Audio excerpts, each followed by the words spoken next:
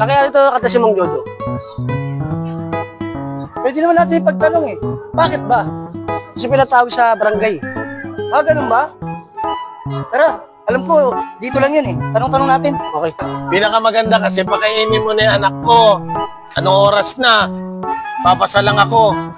Mang Jojo. Oh, bakit? Eh, hinahanap ko kayo na ito eh. Oh, bakit mo ko hinahanap? Napatawag ko sa kanya ni Kapitan. Ni Kapitan? Oh, sige, pakisabi mo kayo. Pinakakain ko lang yung anak ko, ha? Sige po, sige Oh, po. sige na. Anak, kumain ka na. Ay, nako, kumain ka na. Hindi mo sila pangulam eh. Ay, nako, puti. Yung anak mo, pagsabihan mo nga, ayaw kumain. Eh kasi naman, pag magpapakain ka, lambingan mo. Tignan mo ako, eto, kain ka ng pansit.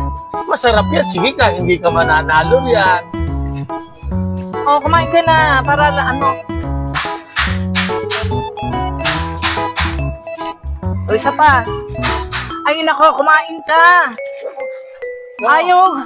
Puti, ano yung mga to? Na-high blood ako.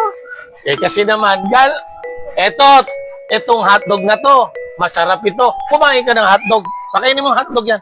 O, kumain ka. Pag hindi ka kumain ito, hindi lalaki pagkutoy mo.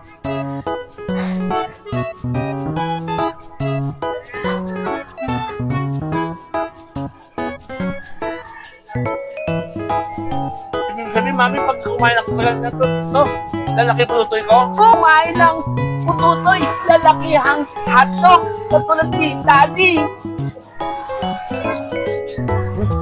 Sarap. TV!